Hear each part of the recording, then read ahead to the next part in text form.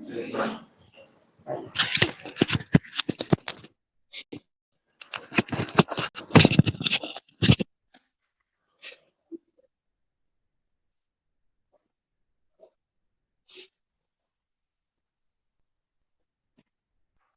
just joined live class.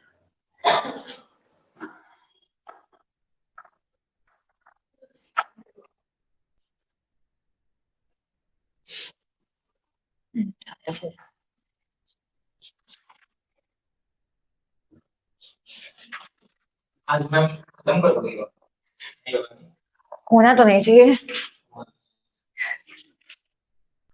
क्योंकि ये foreign law की स्टार्टिंग ही है ना, अभी थोड़ा स्लो चलना पड़ेगा।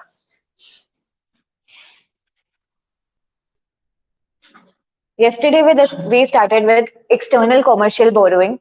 मैंने नया स्लोगन बनाया है, सुबह से क्या it's all best, Manisha ma'am is the best. नहीं प्लीज, मेरे को मार्क्स लाके दो तुम लोग। एक फर्स्ट वन टाइम ग्रुप में क्लियर हो जाओ, मेरे को स्लोगन नहीं चाहिए। नहीं प्लीज नहीं, मैं Manisha ma'am is the best. अरे वाह, क्या हुआ?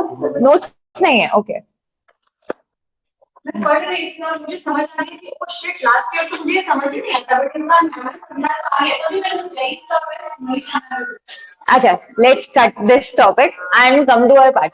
लाइव ज्वाइन हो गया? किसी ने कर लिया? अरे ओके, लेट्स स्टार्ट विद, कल हमने देखा क्या था? External commercial borrowing. आप अपने बिजनेस से रिलेटेड बाहर आउट ऑफ इंडिया लोन लेने जाते हो, उसको क्या बोलते हैं? External commercial borrowing. डेफिनेशन क्या था? External commercial borrowing is a borrowing, कौन करता है? Eligible resident entity, words important है। Eligible resident entity from recognised non resident entities, ठीक है? And complying with the norms. हमने नॉर्म्स में पढ़ा था, आप एक्सटर्नल कॉमर्शियल बोरोइंग दो फॉर्म में रेज कर सकते हो, बाहर जाके भी रुपीज में पैसे लेके आ सकते हो, बाहर जाके फ्रीली कन्वर्टेबल फॉरेन करेंसी में भी पैसे लेके आ सकते हो। अब सबसे पहले हमने इसमें क्या देखा था कि कौन कौन एलिजिबल बोरोअर होता है या फिर एलिजिबल रेजिडेंट एंटिटी होता है जो बाहर जाके पैसे ला सकता है। फर्स्ट पॉइंट क्या था?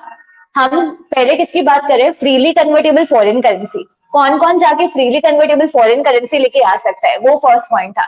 जो सारे लोग जिनके पास परमिशन है कि आप बाहर से फॉरेन डायरेक्ट इन्वेस्टमेंट ला सकते हो, वो सारे के सारे लोग ईसीबी लेके आ सकते हैं फ्रीली कन्वर्टेबल फॉरेन करेंसी में। उसके साथ साथ ये चार लोग और हैं, इनको एफडीआई लाने की पावर है, बट इनपे कुछ रिस्ट्रिक्शंस लगे हुए हैं, लेकिन ये ईसीबी फुल्ली लेके आ सकते हैं। कौन चार लोग हैं? और ये हाँ, export import bank, that is EXIM bank. अब कौन कौन से लोग इंडियन करेंसी में ईसीबी लेके आ सकते हैं? सेम, ये जो फॉरेन करेंसी में ईसीबी लेके आ रहे थे, वही सारी की सारी हमारी रुपीज में ईसीबी लेके आ सकते हैं। उसके साथ साथ एक और पॉइंट था, कौन? ये regional, that is registered entity micro finance activity में। कोई भी एंटिटी जो माइक्रो फाइनेंस एक्टिविटी में एंगेज्ड है, माइक्रो फाइनेंस मतलब स्मॉल फाइनेंशियल एक्टिविटी में एंगेज्ड है, और भले एज एन एनजीओ रजिस्टर्ड है, सोसाइटी रजिस्टर्ड है, as a non profit organisation registered है, वो सारे के सारे लोग ईसीबी लेके आ सकते हैं रुपी डिनोमिनेटेड ईसीबी में। अच्छा, ये वाली एंटिटी ईसीबी लेके आ सकती है क्या फॉरेन करेंसी में? ये वाली एंटिटी फॉरेन करेंसी में ईसीबी ला सकती है या नहीं? नहीं ला सकती, क्योंकि फॉरेन करेंसी में सिर्फ और सिर्फ ये लोग ईसीबी ला सकते हैं। इनके अलावा ये तो रुपीज में ईसीबी ला ही सकते हैं, इसके अलावा ये एक्स्ट्रा, ये सिर्फ और सिर्फ रुपीज में ईसीबी लेके आ सकेगी, फॉरेन करेंसी में नहीं लेके आ पाएगी। हाँ, फिर वो हमें इसका मतलब नहीं है, ये बाहर जाके सिर्फ और सिर्फ ईसीबी रुपीज में लाएगी। अब नेक्स्ट हमने देखा था किस किस फॉर्म में ईसीबी आ सकता है, एंड उसके बाद नेक्स्ट हमने देखा था हम किससे ईसीबी लेके आ सकते हैं। किससे ईसीबी लेके आ सकते हैं? हाँ, यही जो है, रिवाइज किया था, यही जो है, कोई भी ऐसी एंटिटी जो कौन, क्यों रिवाइज नहीं हुआ पहले ये बताओ। और 2 दिन मेरे भाई की शादी है। बाकी सारों का क्या सीन है? अटेंड नहीं किया होगा ऑनलाइन? अटेंड तो किया था? नहीं रिवाइज हुआ? गुड, ठीक है।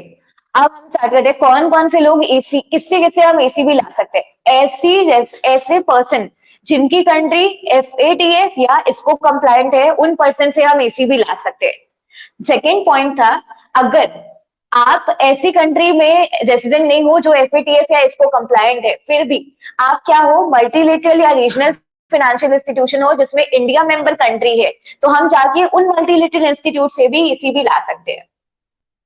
नेक्स्ट था इंडिविजुअल। हम नॉर्मल केस में इंडिविजुअल से तो ECB ला ही नहीं सकते, लेकिन इंडिविजुअल से हम पैसे कब लेके आ सकते हैं, if they are a foreign equity holder.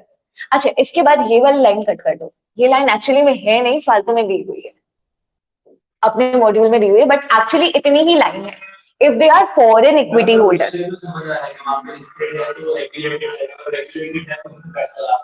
Sorry, if they are a foreign equity holder. अच्छा, नहीं, सिर्फ और सिर्फ हमें इक्विटी होल्डर का पॉइंट लेना है, डिबेंचर वाला पॉइंट नहीं लेना हमें, कि हम कौन से लोगों से ECB ला सकते हैं, ऐसे लोग जो कि हमारी ही कंपनी में उन्होंने इन्वेस्ट करके रखा है एज एन इक्विटी। मतलब हम उनसे क्या लेके आए, FDI लेके आए ना। अगर आज हमारी कंपनी है और बाहर वाले लोग हमारी कंपनी के इक्विटी शेयर में इन्वेस्ट कर रहे हैं, तो मतलब इन लोगों से हम FDI लेके आए। तो जिन लोगों से हम FDI लेके आए उनसे हम ECB ला सकते हैं, ये पॉइंट है। ये डिबेंचर वाला पॉइंट नहीं है, बॉन्ड और डिबेंचर वाला, इसको कट कर दो। ऑलरेडी अप्रूव्ड है बाय FDI कि वो लोग पहले से अपना इन्वेस्ट कर सकते हैं, हाँ, लोन भी दे सकते हैं। हाँ, तो हाँ, वही लोन दे सकते हैं जिनसे हम FDI लेके आए, क्योंकि FDI क्या होता है, फॉरेन डायरेक्ट इन्वेस्टमेंट। अगर बाहर का पर्सन हमारी इक्विटी में इन्वेस्ट कर रहा है, दैट इज FDI। अगर वो बाहर का पर्सन हमारी कंपनी में शेयर होल्ड करके बैठा है, तो हम उससे लोन ला सकते हैं, तब अलाउड है। इंडिविजुअल के केस में यही कंडीशन है, आप इंडिविजुअल से ECB नहीं ला सकते, लेकिन कंडीशन क्या है, कब ला सकते हो, जब वो इंडिविजुअल आपकी ही कंपनी में इक्विटी स्टेक होल्ड करके बैठा हुआ है, तब आप उससे लोन ले सकते हो। ये पॉइंट क्लियर हुआ? ये डिबेंचर वाला पॉइंट कट करना है। नेक्स्ट, इसी को हमारा पूरा का पूरा कंक्लूड करते हुए 10-15 मिनट लग गए थे। याद है ये वाला पॉइंट? इस पॉइंट में ये बोला था कि आपकी जो इंडियन बैंक है उसकी बाहर भी तो फॉरेन ब्रांचेस या सब्सिडीज होंगी, उनसे हम ECB ला सकते हैं, लेकिन सिर्फ और सिर्फ फॉरेन करेंसी में ECB ला सकते हैं, इंडियन रुपीस में ECB नहीं ला सकते।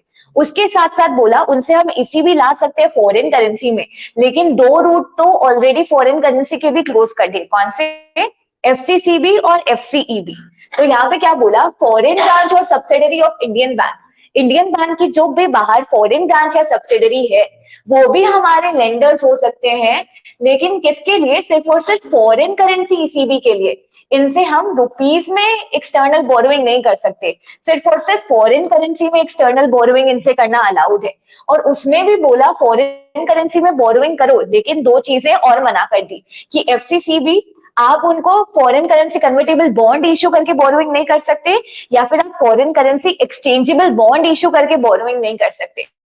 कल वाला लेक्चर देख लेना, उसमें क्लियर बताया हुआ है एक्सचेंजेबल कन्वर्टेबल बॉन्ड्स क्या क्या कैसे कैसे। अब ये वाला पॉइंट यहाँ पे फिनिश हो गया।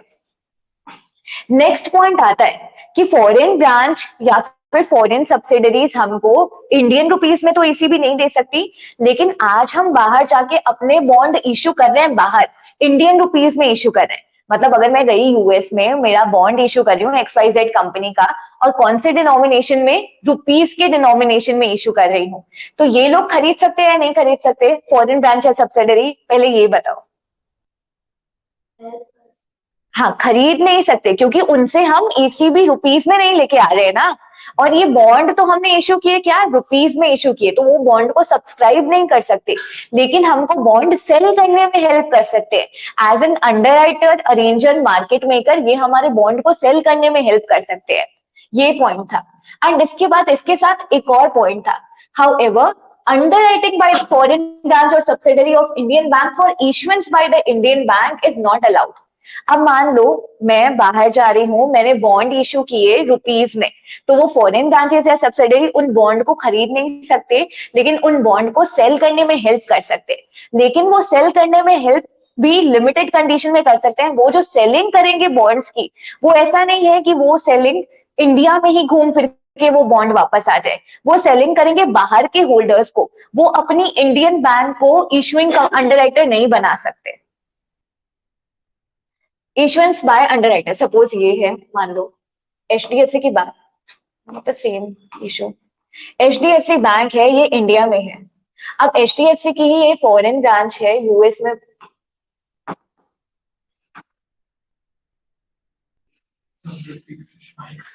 माइक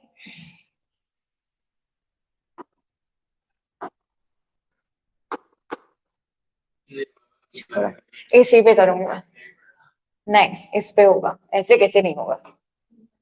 एचडीएफसी ये इंडियन बैंक है, इसकी एक फॉरेन में ब्रांच है मान लो यूएस में, और कोई भी एक नॉर्मल पर्सन है, उसको फॉरेन में यूएस में मान लो बॉन्ड इश्यू करने हैं, रुपी डिनोमिनेटेड बॉन्ड, तो ये यूएस की ब्रांच इस रुपी डिनोमिनेटेड बॉन्ड को खरीद नहीं सकती, लेकिन इसकी अंडरराइटिंग में हेल्प कर सकती है। ये हेल्प भी कैसे करेगी कि यहाँ पे ही बेचने हैं तो बेच देगी, ये अपनी इंडियन ब्रांच को नहीं बोलेगी कि आप अपनी कंट्री में इन बॉन्ड्स की अंडरराइटिंग करो। पॉइंट समझ आया? ये जो फॉरेन बैंक है वो अंडरराइटिंग का काम करेगी, और वो सारे के सारे बॉन्ड घूम फिर के इंडिया में नहीं आने चाहिए। अगर ये फॉरेन बैंक इंडियन बैंक को बोल रही है कि आप भी मेरी अंडरराइटिंग में हेल्प कर दो, तो ये इंडियन बैंक अंडरराइटिंग में हेल्प करके कहाँ बेचेंगे बॉन्ड? इंडिया में बेचेंगे, तो वो अलाउड नहीं है। ये फॉरेन बैंक इशू, ये हेल्प कर रही है बॉन्ड की अंडरराइटिंग में, तो ये बॉन्ड को कहाँ पे आगे सेल करेगी? उन्हीं के जुरिस्डिक्शन में, घूम फिर के बॉन्ड इंडिया में नहीं आने चाहिए। ये पॉइंट था, इसीलिए बोला हुआ है however underwriting by the foreign branch और subsidiary of Indian bank for issuance by Indian bank. मतलब ये इंडियन बैंक को नहीं बोल सकती कि आप अंडरराइटिंग में हेल्प करके अपनी कंट्री में इशू कर दो, नहीं तो बॉन्ड घूम फिर के कहाँ आ जाएंगे? इंडिया में आ जाएंगे। और ये ईसीबी रहा ही नहीं, क्योंकि पैसा फिर कहाँ से रेस हो जाएगा? इंडिया से ही रेस हो जाएगा। तो वो बॉन्ड बाहर ही सेल होने चाहिए, इंडिया में नहीं होने चाहिए। इसीलिए ये पॉइंट आया। पॉइंट समझ आया? ये इसकी एक्सप्लेनेशन मैंने कल रिटन में ग्रुप में भेजी हुई है, देख लेना।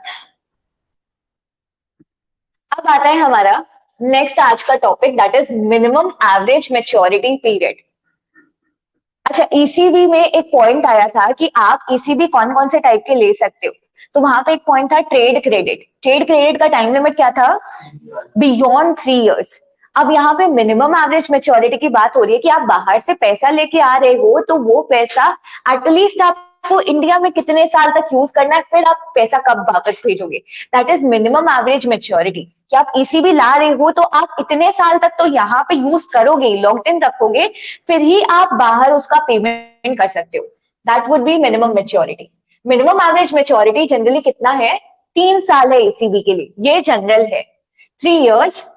नेक्स्ट ये कट कर दो, कॉल एंड पुट ऑप्शन, ये इंपॉर्टेंट नहीं है। मिनिमम एवरेज मैच्योरिटी ईसीबी का कितना है? Generally 3 years. और उसके बाद कुछ स्पेशल केसेस बोले हैं, वहां पे मिनिमम एवरेज मैच्योरिटी और बताया हुआ है। ये तो बोरिंग में 3 साल के बाद जाएगा तो ट्रेड क्रेडिट, 3 साल के बियॉन्ड जाएगा तो बोरिंग्स में आ जाएगा ना? नहीं, ट्रेड, हाँ, नॉर्मल ट्रेड क्रेडिट को हम ईसीबी में काउंट नहीं करते, लेकिन अगर आप ट्रेड क्रेडिट 3 साल के बाद की ड्यूरेशन का ले रहे हो तब वो ईसीबी में आ जाएगा। हाँ, यहाँ पे यही बोला है मिनिमम एवरेज मैच्योरिटी। आप एक बार बाहर से लोन ला रहे हो तो आपको मिनिमम इतना टाइम तो वो लोन अपने पास रखना ही है, फिर ही आप रीपे करो।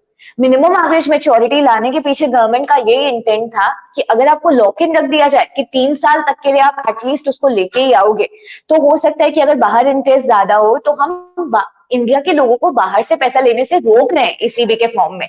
मान लो अगर बाहर इंटरेस्ट ज्यादा है और हमारा 1 साल में काम कंप्लीट हो गया, आप वापस पैसा दे पाओगे या नहीं?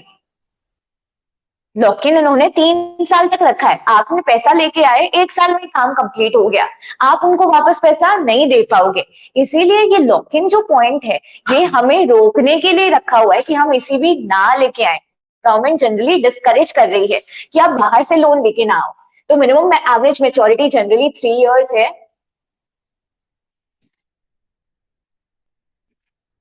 नेक्स्ट ईसीबी, एंड उसके बाद कुछ मैच्योरिटी पीरियड कम भी होंगे। अब ये जनरल है, जो आगे हम पढ़ने वाले हैं दोज आर द एक्सेप्शन। चल रहा है? अरे वाह,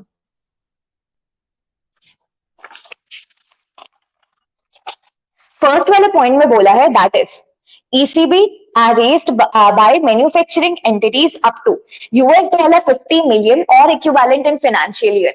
अगर कोई भी मैन्युफैक्चरिंग एंटिटी है वो एक साल में ईसीबी कितना रेस करी है? Max to max 50 million US dollar. वापस कौन सी एंटिटी है?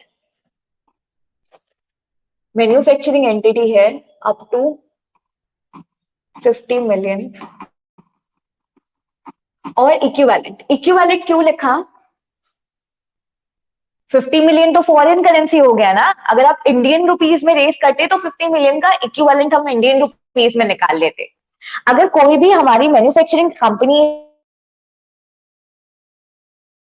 है तो उस ईसीबी की मिनिमम एवरेज मैच्योरिटी होगी 1 ईयर। 1 ईयर तक का लॉक इन। हाँ, 1 ईयर तक का ही इनका लॉक इन है, इन पे 3 ईयर का लॉक इन अप्लाई नहीं होगा। हाँ, मतलब आप minimum average maturity period. Next point बोला है ECB raised from foreign equity holder. आप फॉरेन इक्विटी होल्डर से ईसीबी रेस कर सकते हो या नहीं, पहले ये बताओ। फॉरेन इक्विटी होल्डर से ईसीबी रेस कर सकते हो या नहीं? हमने अभी पढ़ा क्या, रिकॉग्नाइज लेंडर, उसमें सेकंड पॉइंट क्या था? Individual can be permitted only if they are foreign equity holder. तो ये वही पॉइंट है कि अगर आपको फॉरेन इक्विटी होल्डर से ईसीबी रेस करनी है और कौन से पर्पस के लिए? Working capital, general corporate purpose और repayment of rupee loan. What do you mean by repayment of rupee loan? हाँ, repayment. Repayment of rupee loan का मतलब है आपने इंडिया में किसी से लोन लिया है, ठीक है, आप वो पे नहीं कर पा रहे, आप बाहर से ईसीबी ला रहे हो क्योंकि आपको वो लोन रीपे करना है, तो आपका पर्पस यहाँ पे क्या है? रीपेमेंट ऑफ rupee loan है। ये पॉइंट समझ आया? अब नेक्स्ट हमारा क्या था? फॉरेन, अरे अगर एक बार और बंद हुआ ना, आई वोंट बी रेक्टिंग। फॉरेन एक, बस बहुत हो गया। मैं सर का स्टाइलिक्स लेके आऊं क्या? ये कितना मूडी है, बहुत गंदे वाले हैं।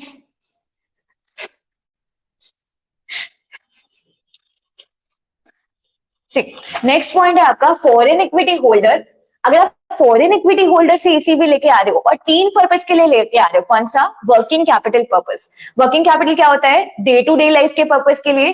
जनरल कॉर्पोरेट पर्पस, हमने जनरल कॉर्पोरेट पर्पस देखा था किसमें?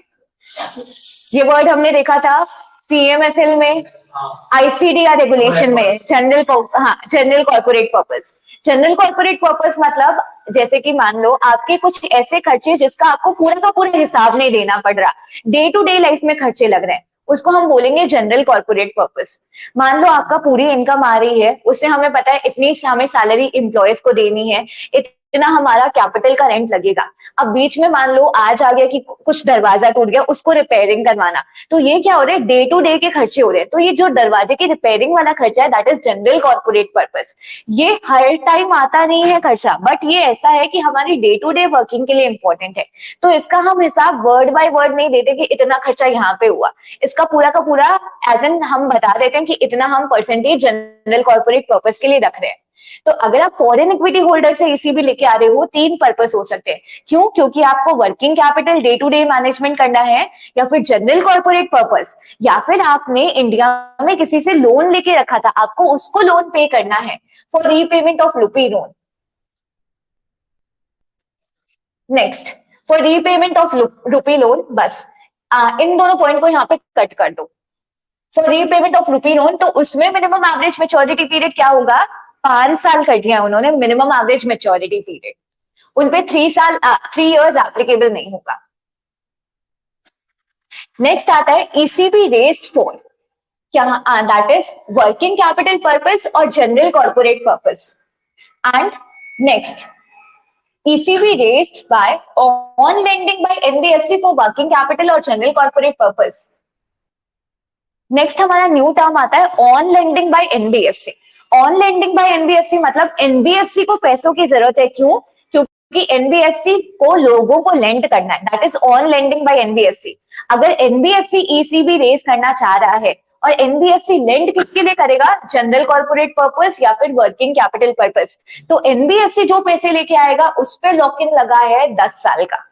सी दोनों में अब डिफरेंस क्या हुआ? अगर आप ईसीबी लेके आ रहे literally need a स्टाइलेक्स।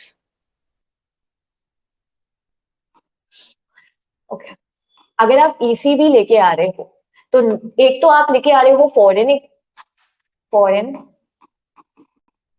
Equity holder से,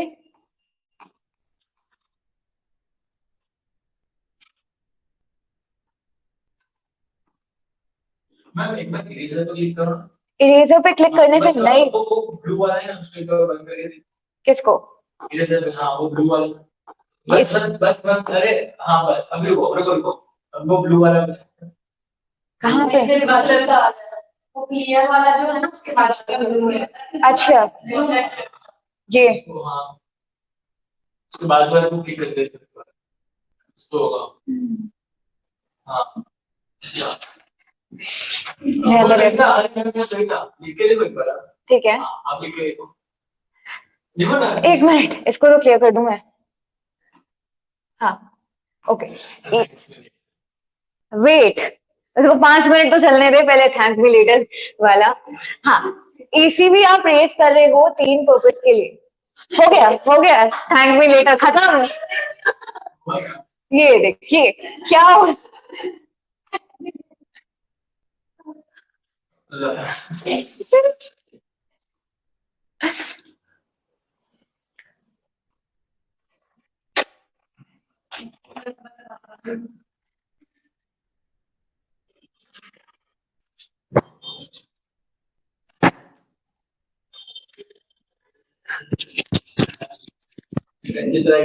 नहीं प्लीज, स्क्रीन खराब हो गई।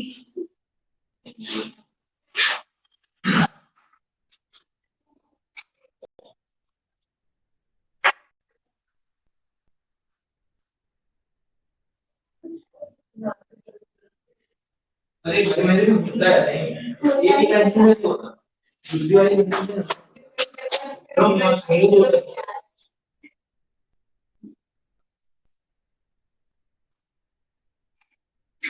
सैमसंग वाला फोन ले ले, ठीक है, उसको पहले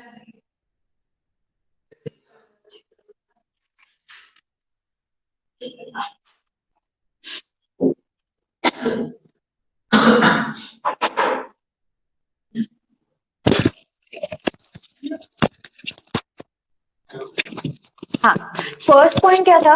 ईसीबी, अगर हम ईसीबी किससे रेस कर रहे हैं? Foreign equity holder.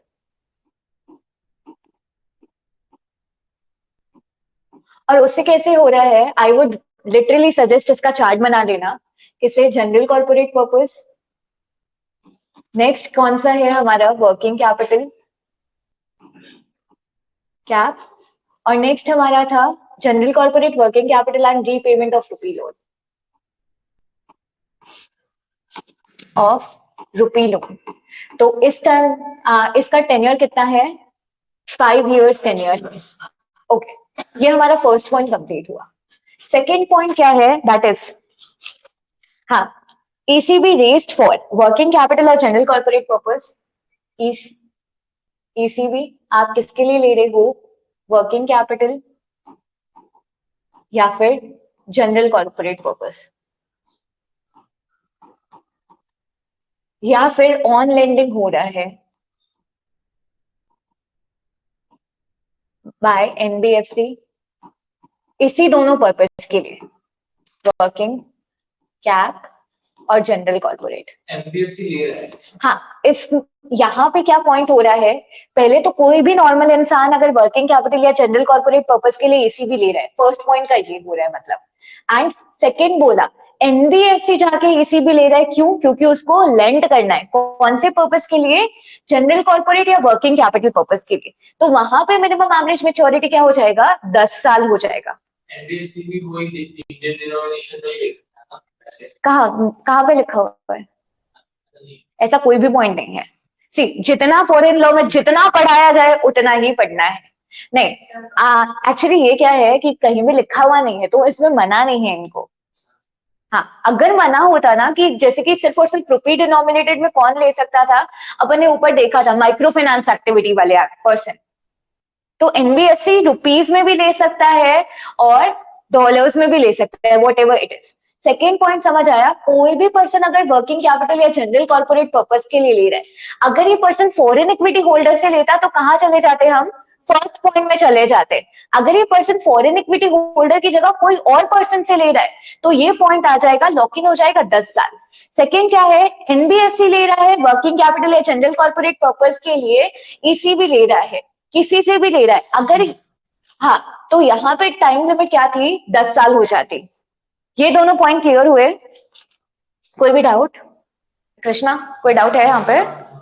ठीक है, नेक्स्ट हमारा पॉइंट आता है ECB for repayment of rupee loan avail domestically for capital expenditure and on lending by NBFC for same purpose. Next third है ईसीबी, किसका? Repayment of rupee loan. यहाँ पे availed domestically specifically क्यों लिखा?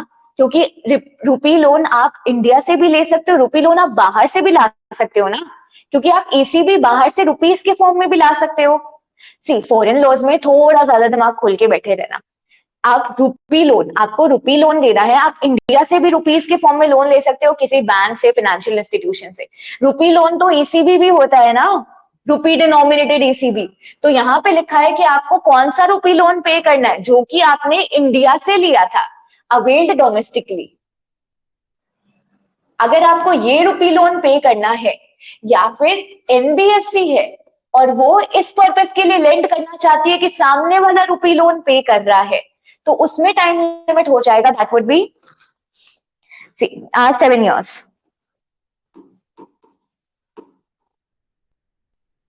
And उसके नीचे वाले दोनों पॉइंट्स कट कर दो, ECP can not be raised, ठीक है, ए और बी वाले। यहां तक क्लियर है? नेक्स्ट हमारा आता है D, sorry E.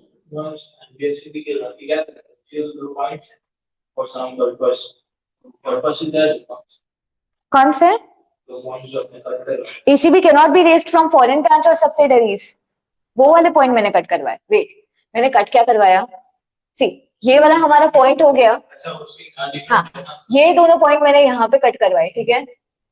And ECB raised for repayment of rupee loan और डोमेस्टिकली, ओके, ये 7 years, मैंने फिर ये दोनों पॉइंट कट करवाए, ठीक है। अब नेक्स्ट आता है ECB raised for repayment of rupee loan avail domestically for the purpose other than capital expenditure, okay, avail domestically for capital expenditure. Capital expenditure क्या? कैपिटल एक्सपेंडिचर भी ज्यादा होना चाहिए ना? हाँ, इसीलिए सी, ये दोनों पॉइंट को देखो, दैट इज ये वाला पॉइंट। यहाँ पे क्या था, आपने रुपी लोन किस लिए लिया? क्योंकि आप कैपिटल एक्सपेंडिचर करना चाहते थे। अब आप रुपी लोन ले रहे हो, उसका रीपेमेंट करने के लिए आप ईसीबी ले रहे हो। क्रोनोलॉजी समझ आ रही है? आपने पहले रुपी लोन लिया, वो रुपी लोन आपने खर्च कहाँ पे किया? कैपिटल एक्सपेंडिचर के लिए खर्च किया, और फिर आप उसको पे करने के लिए ईसीबी लेने वाले हो, तो उस ईसीबी का लॉक इन का टाइम पीरियड बताया 7 years। अब नेक्स्ट वाला एक और पॉइंट है, फोर्थ पॉइंट। फोर्थ वाले में क्या बोला है? ईसीबी किसके लिए? रीपेमेंट ऑफ रुपी लोन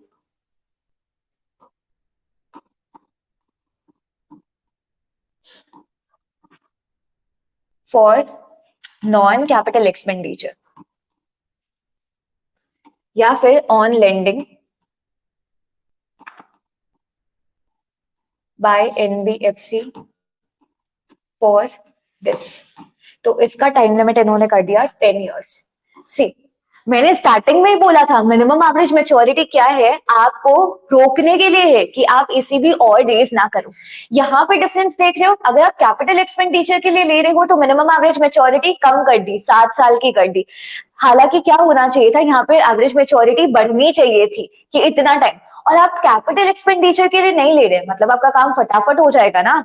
आप कैपिटल एक्सपेंस के लिए नहीं ले रहे, नॉन कैपिटल एक्सपेंस के लिए ले रहे हो, मतलब बड़ा खर्चा नहीं है, बड़ा इन्वेस्टमेंट नहीं है, लेकिन उसकी मैच्योरिटी कितनी रखी? मिनिमम 10 साल के लिए रखी। तो यहाँ पे ये प्रॉब्लम आ जाती है, इसीलिए लोग ईसीबी लेने से डरते हैं कि अगर नॉन कैपिटल एक्सपेंडिचर के लिए रखा तो मिनिमम 10 साल तो हमें यूज करना ही पड़ेगा। मान लो इंटरेस्ट अगर मैक्स टू मैक्स रिड्यूस करके 3-4% है, 10 साल आप यूज कर रहे हो, तो 4% के हिसाब से कितना परसेंट हो जाएगा? 40% इंटरेस्ट हो जाएगा। तो मान लो आपका 2 साल में ही काम फिनिश हो गया, तो आप वापस उनको कर पाओगे या नहीं? नहीं कर पाओगे, क्योंकि मिनिमम एवरेज मेच्योरिटी तो देके ही रखी है। तो ईसीबी, ये जो मिनिमम एवरेज मेच्योरिटी है, ये एज अ डेटरेंट ही काम कर रहा है इनडायरेक्टली। अभी तक हमने पूरा का पूरा मिनिमम एवरेज मेच्योरिटी, एक और पॉइंट पढ़ा था, दैट इज, हाँ कौन सा था, manufacturing sector up to 50 million और इक्विवेलेंट, इनका टाइम क्या था, 1 ईयर था। तो टोटल अपने टाइम पीरियड क्या है, 1 है, 3 है, 5 है, 7 है और 10 है। ये याद रखना, ये हमारी टोटल टाइम लिमिट है, 1, 3, 5, 7, 10। अब एक चीज आप पकड़ के रखोगे ना, तो बाकी सारे पॉइंट क्लियर हो जाएंगे। अब यही एक्सेप्शन है ना सिर्फ। कौन से, हाँ, नॉर्मल जनरली क्या नहीं, एक्सेप्शन तो सभी एक्सेप्शन है।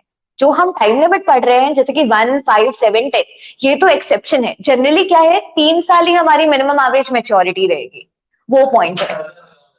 हाँ, 3 साल मतलब आप 3 साल के बाद पैसे दे दो, लेकिन 3 साल तक तो एटलीस्ट आपको अपने पास रखने हैं, एटलीस्ट अपने पास। तो मतलब फर्स्ट वाला एक्सेप्शन होगा ना उसमें। फर्स्ट वाला जनरल है, बाकी सब एक्सेप्शन है। जो 3 इयर्स का बोला हुआ है कि मिनिमम एवरेज मेच्योरिटी 3 इयर्स, वो जनरली बोला है। उसके बाद जो हम पूरा का पूरा चार्ट में पढ़ रहे हैं ना, 1, 5, 7, 10, ये 3 को कंप्लाई नहीं करते, इनको यही फॉलो करना पड़ेगा, वैसा पॉइंट। अब इसको एक बार वापस रिवाइज कर लेते हैं। जनरली आप बाहर से ईसीबी ला रहे हो, मिनिमम आपको कब कितने पास रखना पड़ेगा, 3 इयर्स मिनिमम रखना पड़ेगा। ये हमारा 3 हो गया। उसके बाद एक्सेप्शनल केसेस स्टार्ट होते हैं। अगर आप मैन्युफैक्चरिंग एंटिटी हो, आप बाहर से ईसीबी लेके आ रहे हो अप टू 50 मिलियन और equivalent in a financial year, तो आपका मिनिमम एवरेज क्या होगा, 1 ईयर होगा। ये भी हमारा फिनिश हो गया। नेक्स्ट हमारा आता है, आप ईसीबी ला रहे हो किससे, फॉरेन इक्विटी होल्डर से। कौन से पर्पस के लिए, working capital, general corporate, repayment of rupee loan. तो वहां पे एवरेज मेच्योरिटी कितना है, 5 इयर्स है हमारा एवरेज मेच्योरिटी, करेक्ट। अब आता है 7 और 10। ज्यादा किसमें है, ये याद रखना, कैपिटल या नॉन कैपिटल में। ज्यादा मेच्योरिटी पीरियड नॉन कैपिटल में है, डिटरेंट है। तो 10 हमारा नॉन कैपिटल एक्सपेंडिचर हो जाएगा। अगर आप ईसीबी लेके आ रहे हो किसके लिए, repayment of rupee loan for non capital expenditure, या फिर ईसीबी एनबीएफसी लेके आ रहा है और एनबीएफसी आगे किसको उधार देगा, ऐसे पर्सन को जो रीपेमेंट करेंगे rupee loan for non capital expenditure. तो वहां पे time limit would be 10 years. And आप सेम ईसीबी लेके आते हो, रीपेमेंट ऑफ रुपी लोन किसके लिए, कैपिटल एक्सपेंडिचर या फिर ऑन लेंडिंग बाय एनबीएफसी, तो उनका टाइम लिमिट क्या हो जाएगा, 7 इयर्स हो जाएगा। ये टाइम लिमिट समझ आया, 1, 3, 5, 7, 10, ये अपने को 5 टाइम लिमिट याद रखने हैं पूरे के पूरे एसीबी के। अब जो मैंने 2 पॉइंट्स कट करवाए थे, वही 2 पॉइंट्स आगे नीचे लिखे हुए, इसीलिए मैंने कट करवाए इंडिविजुअली। ये point, it may be noted that the category mentioned at B2E। अब B2E की कैटेगरी कौन सी है, इसको छोड़ दो, खाली इसको छोड़ दो, इसके अलावा B2E में सब आ जाएगा, BCDE ये आ जाएगा। B2E में मतलब इसको छोड़ दो, सिर्फ और सिर्फ इसको छोड़ दो। ये जो टाइमलाइन है ना, दैट इज 5, 7, 10, वो।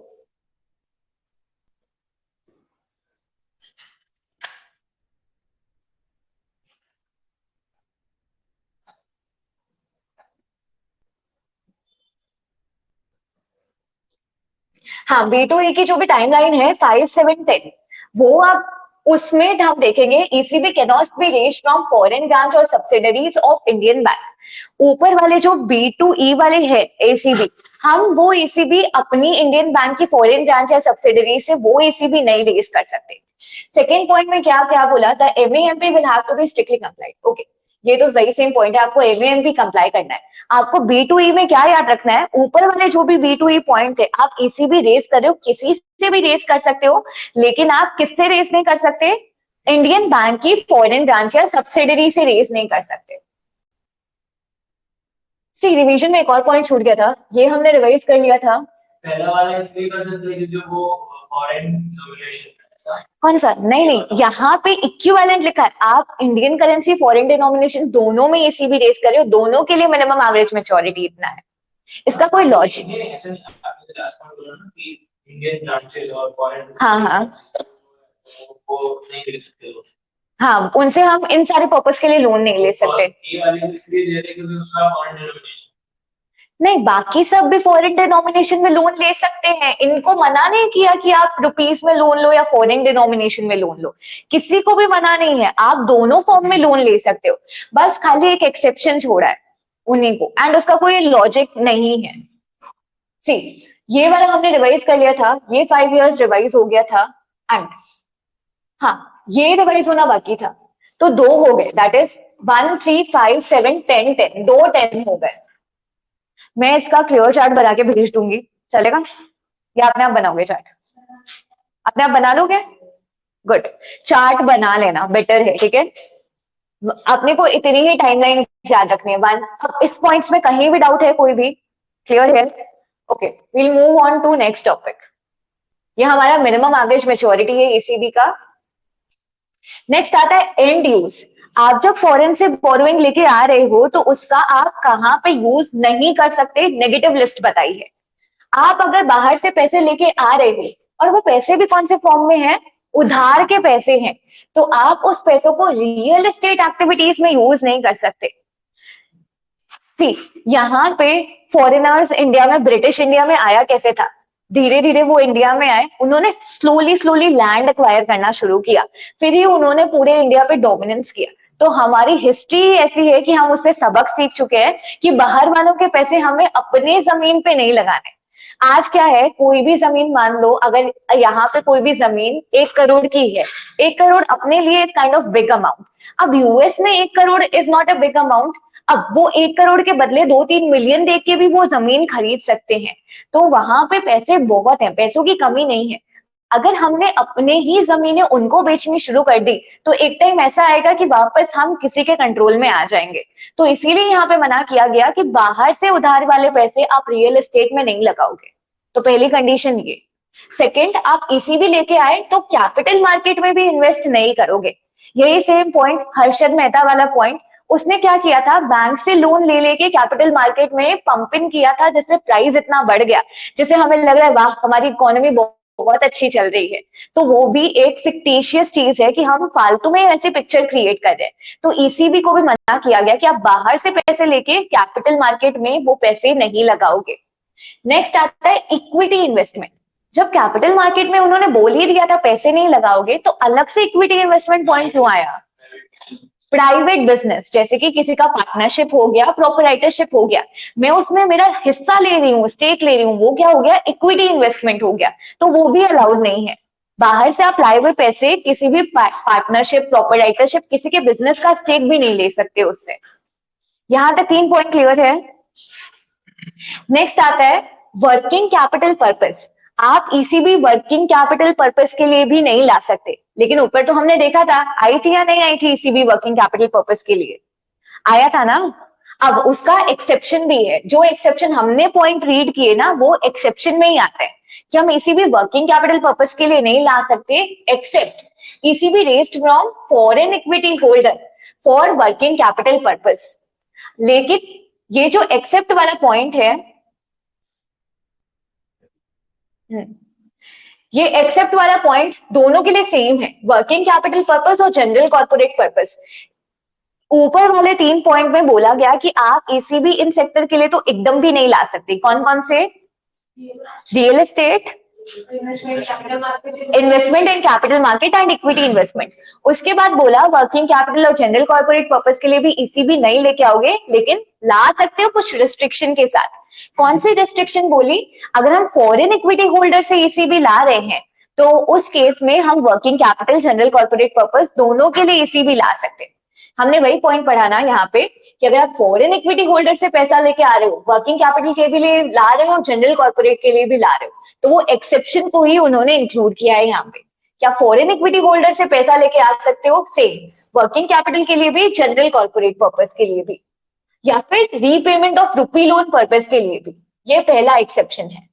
सेकेंड एक्सेप्शन है ECB raised for working capital और general corporate purpose on lending by NBFC for working capital purpose और जनरल कॉर्पोरेट पर्पस। ये ऊपर वाले जो पॉइंट है कि अब ईसीबी नॉर्मल मना किया गया कि ईसीबी आप वर्किंग कैपिटल पर्पस के लिए नहीं ला सकते, लेकिन बोला आप फॉरेन इक्विटी होल्डर से ईसीबी ला रही हो वर्किंग कैपिटल पर्पस के लिए, वो अलाउ करेंगे। नेक्स्ट बोला आप ईसीबी लेके आ रहे हो वर्किंग कैपिटल पर्पस के लिए या फिर on lending by NBFC for working capital purpose, वो भी हम अलाउ करेंगे। तो ये जो दो एक्सेप्शन आए ना, वो इन्हीं दोनों पॉइंट्स की बात हो रही है। फॉरेन इक्विटी होल्डर से ला रहे हो तो अलाउड है, या फिर आप ईसीबी ला रहे हो वर्किंग कैपिटल पर्पस के लिए या ऑन लेंडिंग बाय एनबीएफसी तो भी अलाउड है। पॉइंट रिलेट हो रहे हैं ये। Next point same general corporate purpose के लिए भी बोला। क्या हुआ कोई? एनबीएफसी को वाला पॉइंट वो मानता है ना, हाँ ये नॉर्मल है, नॉर्मल ही है। हाँ वो अलाउ यहाँ पे कर रहे हैं। क्या है इसमें क्या है? हाँ वैसे तो कुछ फर्क नहीं हुआ। हाँ वैसे तो अपन ला ही सकते हैं यहाँ पे, वही बोला ना सी।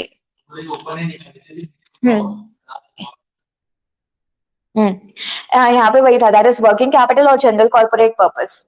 Okay, on lending by NBFC for working और general corporate purpose it may be noted. हाँ करेक्ट, यहाँ पे तो ये ओपन एंडेड ही हो गया फिर भी, कि आप वर्किंग कैपिटल या जनरल कॉर्पोरेट पर्पस के लिए ला ही सकते हो, कोई और रीजन नहीं बोले, सिर्फ और सिर्फ लॉक इन की रिक्वायरमेंट लगाई है। मतलब ये लॉक इन फुलफिल कर रहे हो तो आप ला सकते हो, इसका मतलब यही हुआ। समझ आया ये? आप ECB working capital general corporate purpose के लिए नहीं ला सकते, लेकिन आप फॉरेन इक्विटी होल्डर से ला रहे हो तो working capital general corporate purpose allowed है। या फिर आप ईसीबी अगर लेके ही आ रहे हो वर्किंग कैपिटल और जनरल कॉर्पोरेट पर्पस के लिए, तो आपको ये मिनिमम टाइम फॉलो करना पड़ेगा, या फिर ऑन लेंडिंग बाय एनबीएफसी के थ्रू ला सकते हो। तो ये दोनों पॉइंट रिलेट करके पढ़ना। नेक्स्ट है on lending to entity for above activity, ऊपर वाली एक्टिविटीज। अब ये बोल रहा है कि ये ईसीबी आप लेके नहीं आ सकते। मतलब आप कोई एंटिटी हो, आप कोई बैंक हो, कोई फाइनेंशियल कंपनी हो, आप लोगों को उधार दे रहे हो। कौन से पर्पस के लिए? कि लोग रियल एस्टेट में इन्वेस्ट कर रहे हैं, लोग कैपिटल मार्केट में इन्वेस्ट कर रहे हैं, या लोग हमारे इक्विटी में इन्वेस्ट कर रहे हैं, तो ऐसी ईसीबी भी अलाउड नहीं है। यहाँ पे क्या बोला? अगर आप as a person you are working and आपका क्या काम है? लेंडिंग का काम है, और आप किसके लिए लेंडिंग कर रहे हो? अबव चीजों के लिए। अबव में कौन आती है? Negative list. Negative list. अगर आप लेंडिंग भी कर रहे हो और उस लेंडिंग किस पर्पस के लिए? जो नेगेटिव लिस्ट में चीजें हैं उन पर्पस के लिए, तो आप ईसीबी लेके नहीं आ सकते। सी ईसीबी यहाँ पे क्या बना किया गया? आप खुद के लिए पैसे यूज कर रहे हो या नहीं कर रहे? आप पैसे खुद के लिए यूज नहीं कर रहे, आप बाहर से पैसे क्यों लेके आ रहे हो? क्योंकि आपको आगे लेंडिंग करनी है। और लेंडिंग कौन से पर्पस के लिए कर रहे हो? जो हमने नेगेटिव लिस्ट में देखा, जैसे रियल एस्टेट हो गया, कैपिटल मार्केट हो गया, working capital, general corporate purpose. Next हमारा क्या था? Private sorry equity investment. उसके लिए आप लेंडिंग भी कर रहे हो, तो उसके लिए आप बाहर से पैसे लेके नहीं आ सकते। मतलब आप डायरेक्टली बाहर से पैसे लाओ उन काम के लिए तो भी नहीं चलेगा, आपके बिहाफ पे कोई पर्सन बाहर से पैसे लेके आ रहा है और आपको उधार दे रहा है उन्हीं कामों के लिए, तो भी नहीं चलेगा। ये पॉइंट समझ में आया? ऑन लेंडिंग वाला पॉइंट, लास्ट वाला।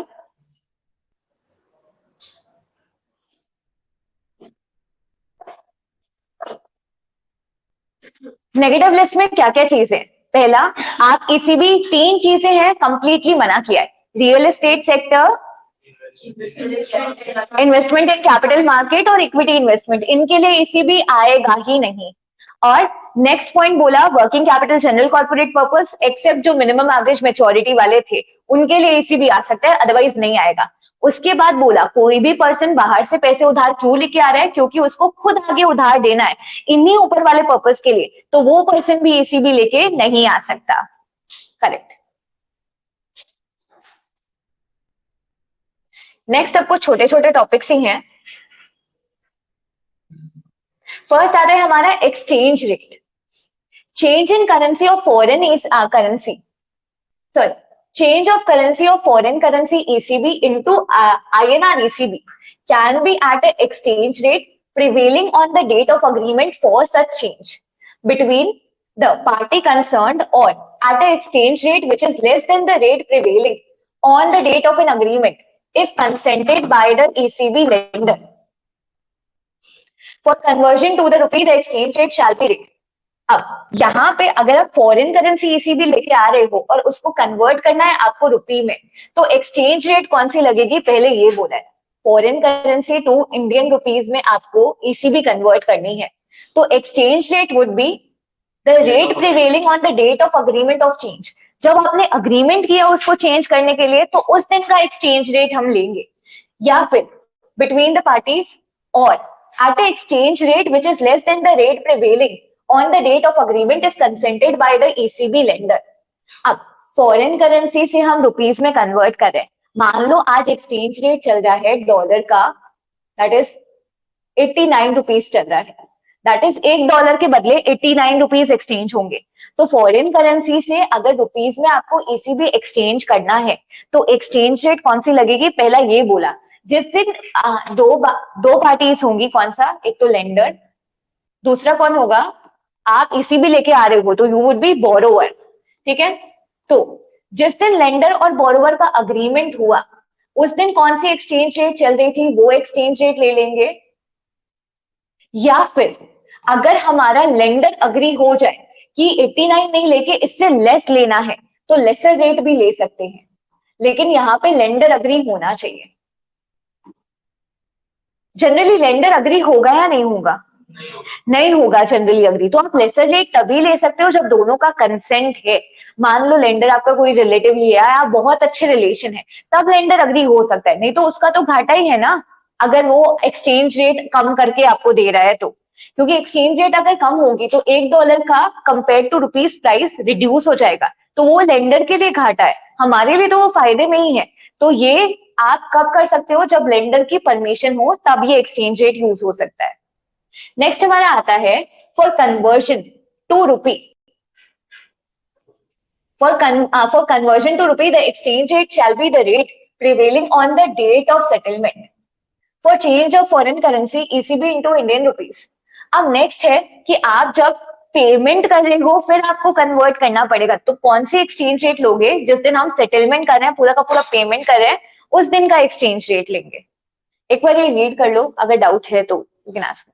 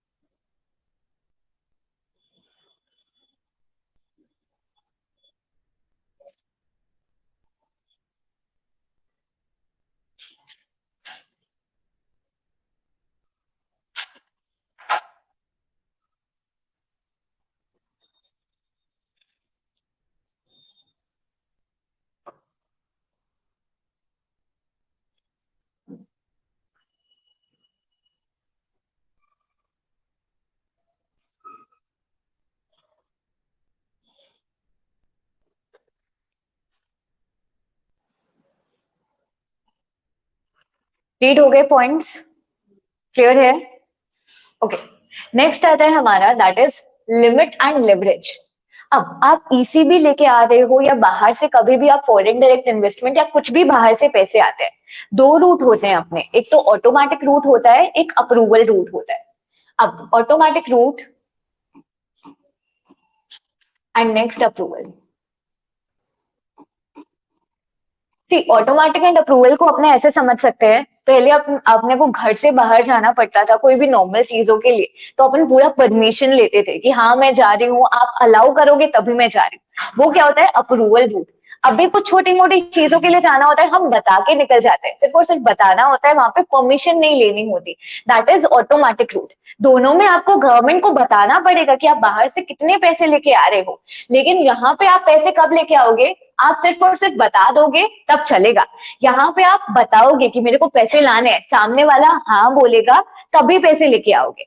जनरली अप्रूवल किसका लगता है, या तो आरबीआई का लगता है या फिर सेंट्रल गवर्नमेंट का लगता है। 99% केसेस में आरबीआई का लगता है, तो दो केसेस में ईसीबी आ सकती है। अब यहाँ पे लिमिट और लेवरेज बताया कि कितने तक के पैसे अपन ऑटोमेटिक रूट से लेके आ सकते हैं, और उससे ऊपर हमें अप्रूवल लेना पड़ेगा, तो कितने अमाउंट तक का हम अप्रूवल रूट में लेके आए। See, all the sorry, An eligible borrower can raise ECB up to $750 million or equivalent in a financial year under the automatic route. आपको एक फाइनेंशियल ईयर में ईसीबी रेज करनी है तो आप $750 मिलियन में उतनी ईसीबी, या फिर अगर रुपीस में कर रहे हो तो $750 को हम कन्वर्ट कर लेंगे रुपीस में, कितना होता है उतनी तक की ईसीबी आप रेज कर सकते हो विदाउट एनी अप्रूवल। मतलब ऑटोमेटिक रूट में आप एक साल में उतनी ईसीबी ले सकते हो। आपको मान लो 650 मिलियन लेनी है इस साल, अप्रूवल चाहिए या नहीं? नहीं चाहिए। आप आज मान लो इस साल आपकी ईसीबी 750 मिलियन क्रॉस हो जाती है, फिर आपको बच्चे आगे फर्दर के लिए अप्रूवल चाहिए होगा। वैसा है, मान लो 750 मिलियन आपकी ऑलरेडी ईसीबी इस साल की 1000 मिलियन है, नेक्स्ट ईयर आपको और 500 मिलियन की ईसीबी लेनी है। क्वेश्चन मेरा ध्यान से सुनना, इस साल की ईसीबी आपने 1000 मिलियन लेके रखी है, नेक्स्ट ईयर आपको 500 और लेनी है, आपको 500 के लिए अप्रूवल लेना पड़ेगा या नेक्स्ट? इस साल की आपकी ईसीबी 1000 मिलियन है, आप अगले साल आ गए, हम अगले साल में मेरे को 500 मिलियन लेनी है, अप्रूवल चाहिए उसके लिए या नहीं? नहीं चाहिए होगा, क्योंकि पर ईयर आप max to max 750 without approval ले सकते हो। तो अभी तक नेक्स्ट ईयर का कितना लिमिट आया? सिर्फ और सिर्फ 500 ही आया ना, तो उससे क्रॉस करता तब अप्रूवल के लिए जाते। मतलब एक साल में आप विदाउट अप्रूवल सिर्फ और सिर्फ $750 मिलियन या उसके इक्विवेलेंट ईसीबी रेज कर सकते हो। तो इसका मतलब ये क्या है, ये ऑटोमेटिक रूट से आप रेज कर सकते हो।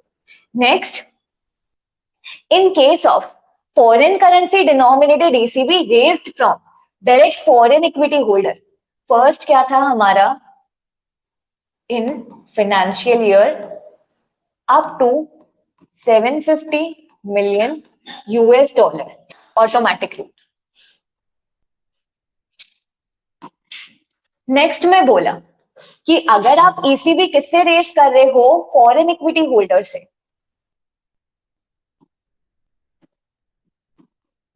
और आप कौन से फॉर्म में ईसीबी रेज कर रहे हो? इनसे फॉरेन करेंसी में ईसीबी रेज कर रहे हो, इन फॉरेन करेंसी। तो ECB liability equity ratio under the automatic route can not exceed 7:5। तो इस केस में आपका रेशियो लाइबिलिटी इक्विटी रेशियो 7:1 से ज्यादा नहीं होना चाहिए। यहाँ पे लाइबिलिटी इक्विटी की बात कब आई? जैसे अगर फॉरेन इक्विटी होल्डर से हम ईसीबी रेज करने हैं, तो फॉरेन इक्विटी होल्डर मतलब उसने हमारी इक्विटी में इन्वेस्ट किया होगा या नहीं? फॉरेन इक्विटी होल्डर मतलब कोई भी ऐसा बाहर का पर्सन जिसने हमारी इक्विटी में इन्वेस्ट किया, हम उससे पैसे रेज करने की बात कर रहे हैं। तो अगर मान लो फॉरेन इक्विटी होल्डर ने आपकी कंपनी में 100 रुपए इन्वेस्ट किए, तो वो आपको कितने का लोन दे सकता है अंडर ऑटोमेटिक रूट? 7:1 लिखा है, मतलब 700 का लोन देके रखा है। याद रखना 7:1 कौन सा रेशियो है? Liability equity ratio. उल्टा मत कर देना, नहीं तो 1:7 लिखना पड़ेगा। लाइबिलिटी इक्विटी रेशियो है 7:1। अगर फॉरेन इक्विटी होल्डर ने आप में इतना इक्विटी इन्वेस्ट किया है तो आपको ईसीबी कितना दे सकता है? 700। That is 7:1 would be liability equity ratio, ये under automatic route, max to max. अच्छा, मान लो इसी फॉरेन इक्विटी होल्डर को आप इससे 800 ईसीबी लेके आ रहे हो, अप्रूवल चाहिए होगा या नहीं? अप्रूवल कर सकते हैं, लेकिन आप अंडर ऑटोमेटिक रूट बोला है कि आप ऑटोमेटिक रूट में सिर्फ और सिर्फ 7:1 फॉलो करोगे, उतने तक का ईसीबी ला सकते हो, मतलब मैक्स टू मैक्स 700 का ईसीबी ला सकते हो। लेकिन उससे ज्यादा लाओगे तो क्या चाहिए? अप्रूवल चाहिए। तो यहाँ पे 800 इस पर्सन से ले रहे हो तो ऑटोमेटिक में कितना आ रहा था? सिर्फ और सिर्फ 700 आ रहा था। तो यहाँ पे अपने को क्या चाहिए होगा? अप्रूवल चाहिए होगा। पहली कंडीशन क्या थी? First condition, ECB up to कितना था? 750 मिलियन यूएसडी। भले ये आप इंडियन फॉर्म में लाओ, फॉरेन फॉर्म में लाओ, भले ही आप डॉलर्स में लाओ, ये क्या है? फ्रीली कन्वर्टेबल फॉरेन करेंसी, ये अलाउड है अंडर ऑटोमेटिक रूट। याद रखना पर फाइनेंशियल ईयर की बात हो रही है यहाँ पे। सेकेंड कंडीशन भी हमें चेक करनी है, उसके साथ साथ सेकेंड कंडीशन वुड बी, अगर आप ईसीबी रेज कर रहे हो किससे? फॉरेन इक्विटी होल्डर से, तो ये max to max under approval route कितना दे, ऑटोमेटिक रूट कितना दे सकता है? हाँ, रूट रेशियो कितना होगा? 7:1, 7:1। ये हमारा क्या है? 7 लाइबिलिटी इक्विटी रेशियो।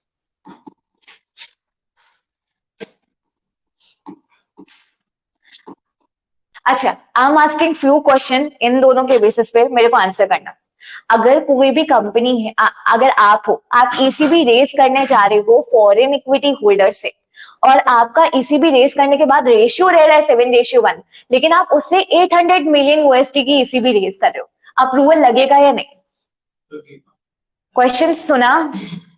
आप फॉरेन इक्विटी होल्डर से ईसीबी रेस करने जा रहे हो, ईसीबी के बाद हमारा रेशियो भी मेंटेन हो रहा है 7:1, लेकिन आप कितना पैसा रेस कर रहे हो? उससे 800 मिलियन यूएसडी, अप्रूवल लगेगा?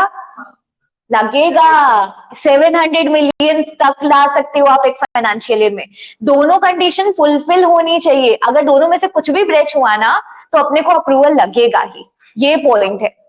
नेक्स्ट पॉइंट, एक और पॉइंट, अगर आप मान लो ईसीबी लेके आ रहे हो, फॉरेन इक्विटी होल्डर से नहीं लेके आ रहे, नॉर्मल किसी पर्सन से लेके आ रहे हो, और अब $1000 मिलियन में लेके आ रहे हो, अप्रूवल चाहिए ऑटोमेटिक? क्वेश्चन सुना? 1000 ठीक है, ये लिख लिया ना पूरा। अब सारे के सारे क्वेश्चंस वापस सुनो, ठीक है?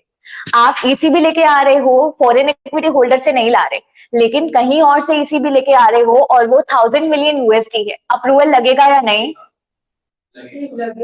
लगेगा अप्रूवल। 750 से ज्यादा लेके आ रहे हो, अप्रूवल लगेगा। ये पॉइंट क्लियर है?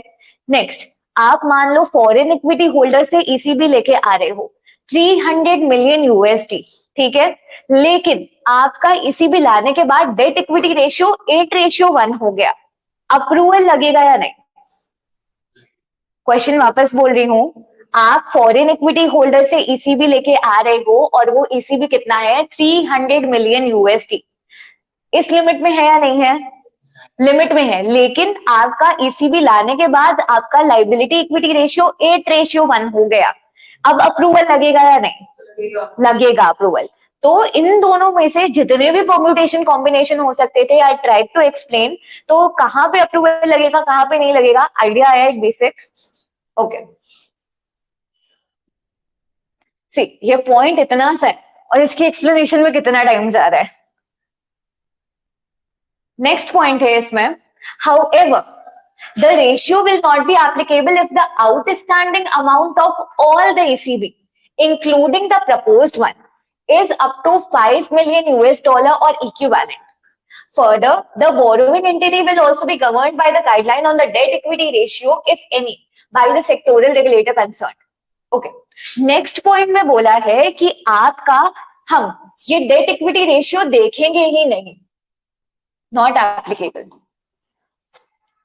इफ आपकी टोटल ईसीबी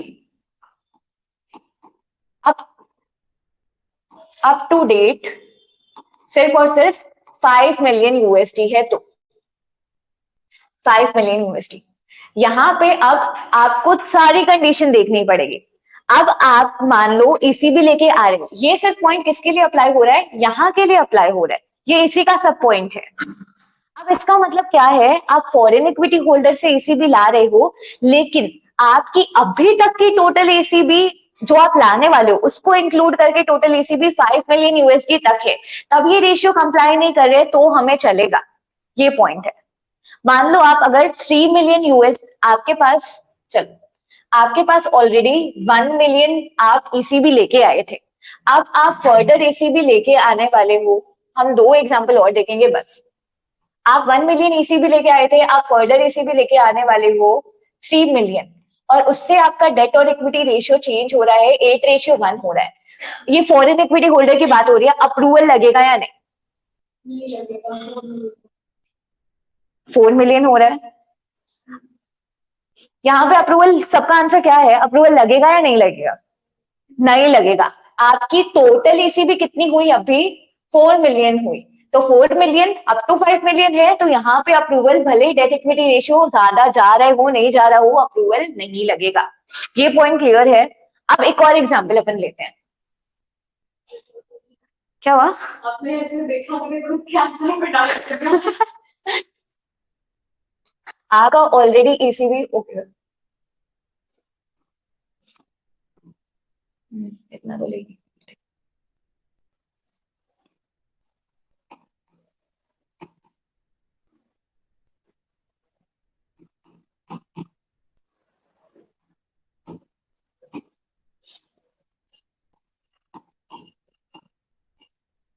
आपका ऑलरेडी 7 मिलियन ईसीबी आप लेके आ चुके हो। आप लेके आने वाले हो कितना? 2 मिलियन और लेके आने वाले हो फॉरेन इक्विटी होल्डर से। अब आपका डेट इक्विटी रेशियो 6:1 है। अप्रूवल लगेगा या नहीं? अप्रूवल नहीं लगेगा। अप्रूवल नहीं लगेगा, ठीक है। इतना डर क्यों रहे हो? सी, अब इसका लॉजिक समझते हैं। ये वाला तो लाइफ टाइम में के फाइनेंशियल कौन सा? ये सिर्फ और सिर्फ इसी का सब पॉइंट है, यहाँ पे कोई फाइनेंशियल ईयर की बात नहीं हो रही। हाँ, 9 मिलियन लेंगे ना ना, इसमें कोई फाइनेंशियल ईयर की सिचुएशन नहीं है, ठीक है। हाँ, मतलब अप टू 5, आज की डेट तक अप टू 5 है, तो हमें देखने की जरूरत नहीं है। सी, अब कितना हो गया यहाँ पे? 9 मिलियन हो गया। अप टू 5 वाली लिमिट तो रही नहीं, तो अब हमें क्या देखना पड़ेगा? रेशियो देखना पड़ेगा। रेशियो मैक्स टू मैक्स 7:1 हो सकता है, हम उसकी लिमिट में ही है अभी तक, रेशियो की लिमिट में 6:1, तो अप्रूवल नहीं लगेगा। इससे ज्यादा परम्यूटेशन कॉम्बिनेशन के चांसेस अपने नहीं है इस टॉपिक में। ईसीबी से एटलीस्ट 4 मार्क्स का अपन एक्सपेक्ट कर ही सकते हैं, एक क्वेश्चन अपने एक्सपेक्ट कर सकते हैं।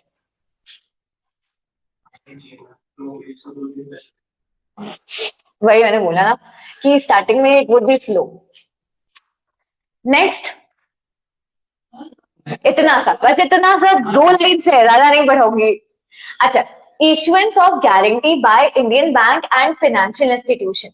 अब बाहर से उधार लेके आ रहे हो, तो सबसे पहले इंडियन बैंक तो गुस्सा ही है कि यहाँ से उधार ले लेते हैं। उसके बाद आप बोल रहे हो कि मेरे बिहाफ पे आप गारंटी तो इशू कर दो कि मैं पैसे पे करूंगा, मैं एलिजिबल हूँ। तो बैंक गारंटी भी इशू नहीं करेगा, यहाँ पे बैंक को मना किया गया है। That is, issuance of any type of guarantee by Indian bank, all India financial institution, NBFC related to ECB is not permitted. Guarantee bank issue नहीं कर सकता। Further, financial intermediaries shall not invest in foreign currency convertible bond or ECB in any manner. अच्छा, ये हमने देखा हुआ है। ये पॉइंट रिलेट हो रहा है नहीं हो रहा?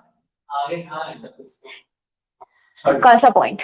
लेंडर्स में नीचे थर्ड पार्टी था। हाँ, एलिजिबल लेंडर में लास्ट पॉइंट था कि आपकी इंडियन बैंक की फॉरेन ब्रांचेस या सब्सिडरी से सिर्फ और सिर्फ आप पैसे फॉरेन करेंसी में ला सकते हो, उसमें भी वो एफसीसीबी और एफसीसीबी में इन्वेस्ट नहीं करेंगे। ये वही पॉइंट है। क्लियर हुआ है यहाँ तक? ओके, कल इस चैप्टर का अपने को एंड करना है, तो थोड़ी कैपेसिटी लेके आना। इतना अब इतने टेक्निकल पॉइंट्स नहीं है, अब डायरेक्ट प्रोसीजर्स ही है, नॉट दैट टेक्निकल।